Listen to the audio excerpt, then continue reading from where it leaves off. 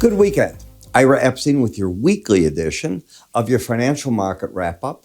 And this is for Friday, the 10th of February, 2023. I want you to have a great weekend. I know we have a big party for Super Bowl. I'm sure you're going to have one. Now, before I get going, if you like what I do here, it doesn't cost you anything. Give me a thumbs up, if you would, on YouTube. Helps with our ratings. Now let's talk about where we're at. When you look back at stock indices, you go back to February 23rd. That's when the Santa Claus rally began. And as it was beginning, it sort of stalled out, as we got into the first of the year, and then it picked up again. And for the month of January, what a run it turned out to be. And it all began from the 23rd. Go open your charts, take a look at them, you'll see what I'm saying. It ran up until February 2nd and has pulled back. Now, if you look at the S&P 1500, not the 500, you get to see as you expand it just how many stocks were going up and what kind of gains. You were double-digit gains. Does that make sense? And are you going to hold it at that point in time? Because it's an awful lot now in February to say, well, we're going to keep going another X percentage. It could. The event this coming week is going to be the Tuesday CPI number. We've already seen 2 interviews with Fed Chair Powell. He is consistent in saying they are going up in interest rates and they're going to stay there longer. And the odds are they're going to stay there all of 2023. If you listen to the other Fed members that come out, and to a person, that's what they're saying. The market for the first time, the very first time, is in agreement in a certain way. You watched the futures markets tumble, and that means rates going higher, and you saw the 2-10 yield curve go out to 85. 1 week doesn't prove anything. The proof is going to be in the pudding, I think, for this whole week on what the CPI data shows or doesn't show. Are we going to get strong inflation data? Are we going to see data that comes in weak and shows a wobble? Are we going to see a real decline where the traders go in and say, the Fed's got it all wrong? We are marching down. They're never going to have to go as high as they want. I look abroad sometimes to see what other countries and what central bankers are doing. Yesterday, a huge surprise. No, not one analyst I know of thought the Bank of Mexico was going up 50 basis points. They generally track the U.S. We go a quarter, they'll either stay flat or go a quarter. To go up way more than we did, that's highly, highly unusual. Another event happened today in Canada. When I looked at Canada's jobs number, I had to look at it twice because they were looking maybe 15,000 jobs added. I think they added 159,000. And remember, the Bank of Canada has just inferred on their last hike that maybe they'll be pausing. Uh-oh. You get inflation picking up, you get jobs data picking up, what are they going to do then? Just say it's a bleep? Probably not. So you got to understand this thing's doing this on you, and it's the wobble. And that's why I think CPI is going to be so important. After that, I think we can start getting trades off in these markets, bullish or bearish. That's where I think the event of the week is going to be. When we take a look at a monthly area chart of closes, to me, this is still no more than a rally into the resistance of the 18-month moving average of closes. We'll see if it can get there, number one. Number two, what does it do when it gets there? When we look at the weekly area chart of closes, right around the Christmas time period, you got over the 18-week. You challenged here, you got back under flirting with it, and you've kept going ever since. The reality is, back here in November, you got over it, and you turned the bias of the market back to the upside, and it's been that way really since November. When we take a look right now at the market, understand what I'm talking about. I want you to look at each high here. Each high was higher up until this week. This is the first week we had an inside week going up to. And, you've got to start here right at the beginning of the year. That's impressive. When I put the swing line on, you get to see the higher highs for yourself, and it just puts them all together there, and it ties in the dates that I just gave you. Okay. Are we trending? No. This is called an up thrust. It's an acceleration move where if you're waiting to buy a break, it hasn't let you buy one other than this week. It's the first week where you didn't make a higher high and you pulled back. Where did the market stop on the rally? Well, as it often stops on a pullback to the 18-week, you'll see that over and over where markets play a key averages. It got up and challenged the 100-week in green, ran into resistance in the combination of the Bollinger Band with it. Now, the Bollinger Bands are important because they are an algorithm designed to keep the markets trading within them 95% of the time. 95% is what you build Las Vegas on. If you had your gamblers coming in, and Vegas is thinner than 5%, you know that. But if you have your gamblers coming in and you're going to win 95% of the bets made, pretty interesting. It could be big bets that hurt you. Got to always be careful. So they change their odds. But I don't know too many games in Vegas that pay off 5% of the time that people are going to win. I'm not saying it can't happen. I don't know them. But in looking at it, higher highs, lower lows, and you've got your resistance point there. Plus, you're overbought, not embedded. That could be all she had to write before a correction sets in. What are the odds of getting over the Bollinger Band and the 100-day average and running and staying up? 5% of the time. And if you get consecutive closes, they drop down to 4, 3, 2, and so on. So we're at a number that we've come, and if you really think about it, you've come from the 200-week and the Bollinger Band in September, and you marched on up, and now doesn't mean you've peaked, but that's what you've marched to. You're back up at big, important numbers. The Dow Jones Industrial momentum is turned down. The market has been stuck, and I want to use that word very carefully because that's what it is. It has been stuck at the 100-week moving average of closes since literally November. It has just been playing around there. You get an uptrend, you get the swing line turning down, but the bias has stayed bullish because you've been over the 18-week average. A very difficult market to trade, and it has so far not wanted to run to the upper band. And now that you got overbought and turning down, momentum is saying it wants to lead prices lower. In the NASDAQ, we got up again to the Bollinger Band and staying over it, I'm going to repeat, very difficult to do. Staying under it, very difficult to do. Could it? Yes, but for a brief period of time. If it accelerates, well, then the 100-week average at 13,555 would be the heaven number for so many traders. If it turns down from here, the combination of the 18-week and the 200-week is important. Why? Well, the 18-week average is still underneath the 200. It came to it, and a hard break will turn it down. It's called a kiss. It's when you hit the number, you hit it, and you turn back on it. That would be a bearish event. Don't know that it's going to happen. I'm pointing out on the charts, we're in a critical area. In the Russell, the same thing. You came in the Russell for the first challenge of the Bollinger Band, the way you did back here in August, and you stalled just as I would expect that it would. I mean, if you're my client and you see my morning subscriber videos, where I want you to join me on those all the time because I start recording for the Spider ETFs at 9 in the morning, and it becomes a lot of fun with those. But that's what I would have been telling traders. And in the futures, I'm doing this at 5:30 a.m.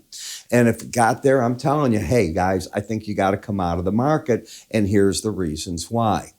When we take a look at the 30-year bonds, momentum overbought and now turning down, and you've returned to the 18-day average of closes. Here, you're in a downtrend again in the 10-year notes. Why? Lower highs, lower lows, you settled under the 18-week average of closes. Bearish. 5-year note did the same thing. In the dollar index, the market is now flirting with getting a reading, trying to get this number over 21. The close is over 21. This is called an embedded bearish reading. You flip-flop instantly the momentum of the market by doing that, and you put into play getting back to the 18-week average. You're at crucial numbers that I think the CPI will give us answers for in some manner Tuesday morning, and I'll discuss it with you, whatever those numbers are. The hardest number is a number that's just sort of doing that, wobbling a little bit. A strong CPI, we know the answer to it. A very weak CPI, we know the answer. The question is, what about the wobble? In the eurocurrency, it's the mirror image of what's going on in the dollar. Just flip it. So if the dollar's strong, this is getting weak, and look what's happening. You're now right here, you've lost, past tense, the bullish reading of the slow stochastic. It has been bullish since November. And now it's put in its sight 104.90. Obviously, the CPI number will say yes or no on this. Very important as to where you're at. In the Canadian dollar, we have moved up and over the 18-week average. We've come in, we've challenged it a couple of times. If it wants to pick up and run, fine. There's your resistance point, but you are overbought. When you get a market that's overbought, and I define overbought as any reading over 70 in the slow stochastic where both numbers aren't going sideways over 80. So that's the zone. And when you're there, I believe that the smart, quote unquote, whatever that is, the smart money says, I don't want to deploy new money at that point. I don't have a sell signal, and overbought could lead to a market that's gotten too rich and reverses on me. And a lot of trade backs away from that. In the Japanese yen, we have now heard who the new nomination is for the Bank of Japan. He was a board member before. I think it was the late 90s to 2005. He's a centrist. He's very capable of taking the bank away over time from their low policy of keeping and trying to create the inflation that they're getting. It's an interesting choice that I don't know anyone that he was on the playbook. I don't know anyone. I've been reading for 6 months about who's on the playbook and the members that are currently there. His name never came up. Interesting as can be.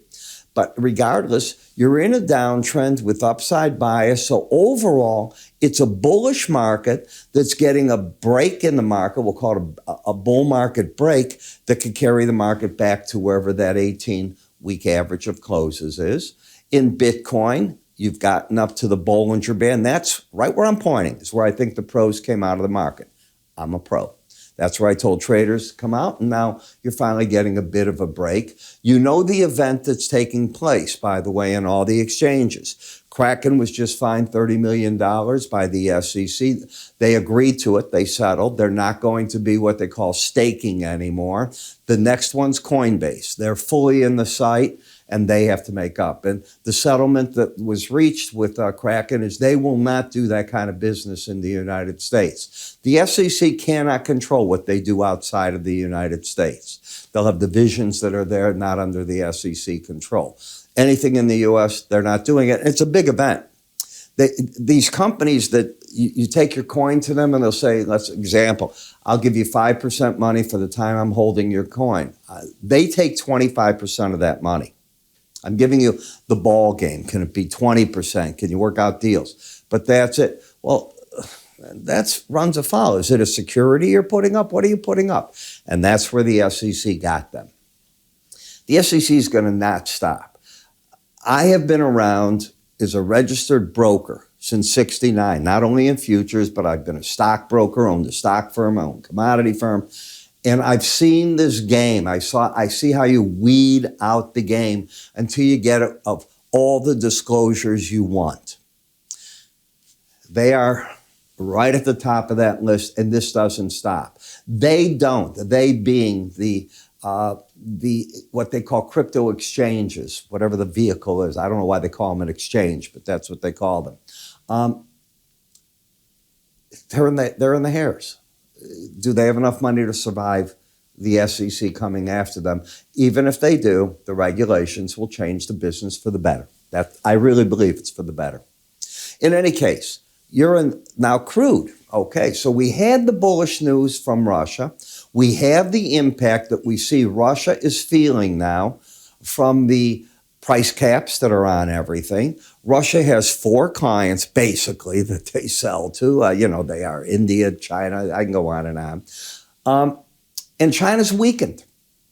We are seeing copper build up in the LME warehouse. We are seeing on the ports no copper movement going on there. And we certainly aren't hearing that all of a sudden China's been buying a lot of crude from Russia. We know that India has replaced a lot of that, but there's a finite number. And OPEC made it clear they're not giving up their business with India. So they'll be competing in a certain way, although it's hard to compete when Russia's selling at a price that could be $30 a barrel underneath what Brent is going for. Take a look at Euro prices, you'll understand. And they do certain blendings out at sea. There's many things that go on. This game's a wild game. But you're at a resistance point. Close over that, I get excited. That means a bottom's coming into the market again. Now, today, I read a notice from Goldman Sachs, who are now cutting back their projections for this year. They're getting a little more bullish towards the end of the year, but right now they're pulling back their projections. So they were adding $5 a quarter. So just keep your eye on it. You might want to get their notes. It's important. Doesn't mean they're always right. They were so wrong last year, you'd have been really hurt following them. It's just nice to have a different point of view. Higher highs, lower lows. I don't know what to do with that. You're at an important point. Even if you clear the 18-week average, you got to be able to prove you can stay over the 100. And generally, the first test of it, after you've been after it for a few months, can be a real resistance point. Gasoline, same thing. You know, I'm looking for a bottom here in the gasoline. I think the U.S. consumer is going to drive like mad. Airfares are just so much money that traveling around America is a bargain compared to it. I wrote yesterday also a story about gasoline for my full subscribers. And I showed, according to a recent energy report, that with gasoline prices where they're at right now for mid-sized and economic, the small little cars, it's actually cheaper gasoline to drive 100 miles than the electric car, according to the report. I found that fascinating. Not the luxury ones. The luxury ones, different game. Where are the numbers? Where I'm looking, this gets exciting. This fits right into what I was writing about. So you put it all together, you get a game plan, and I want to share that. So I'm begging you, join me in the mornings. In the mornings, in the futures, I record 5:15 to 5:30, and I post now around 6 a.m. in the morning. And that is before everybody's waking up. That's Chicago time. And you're able to see the fundamentals the market's looking for, the chart patterns. That's the key. I build the chart pattern with you as we're talking. I don't put out a letter, buy here, sell there, and that's it. No. I want to review the pattern with you, show you the trade, and then you're going to decide what you do with the trade. I don't care where you trade. That's your choice. But I think you won't get this from other people. I think you get it every morning. You start honing in on it. I teach as I go, and I think you'll find I make it easy to view on the website, because let's assume you just want to look at energies right now. So I make it to the point where you can go right to the energy section. As you move the cursor on the bottom on the website, it lights up and it tells you where in the video you are. Pretty simple, easy. Time is always the enemy. Now, for those of you that trade spiders, ETFs, you haven't been left behind. You know as well as I do that there's almost a futures market for every one of the spiders you're creating or ETFs, right? And we know that's where the growth has been in the financial markets. Let me help you with it. Let me work with you. I think you'll get hooked on it and you'll say, I love it. Now, there's something I do that other people don't do. I get letters during the day, and as long as my time allows, people will say, Ira, I'm confused. I want to do this and this in this chart. What do you think? As a paid member with me, you join my club, my membership, what takes place is I'll make a short video just for you, and I send it on to you. I get people that love them. They go, I can't believe you did that. Because I'm reviewing the chart. It's going to be a maybe 30-second, 1-minute chart. We're going to go through it. Sometimes I'll do the daily and the weekly for you in there. And you get to see what I'm seeing and why I'm seeing it. So I don't think you're going to get that from other people. And that's why I want you to join me. Do I keep my subscribers? Oh, quite a few of them. Quite a few. We want to add you. So how does that work? All you need to do is go to my website under the word research. It's all explained. It's so simple to join me. Then, if you want, you can take your cursor up to the top. Here will be an icon. Give it a click. It'll take you right to the area. Read about it, and you'll see how simple it is. I'm Ira Epstein. You have a great weekend. I'll catch up with you Monday morning. Take care.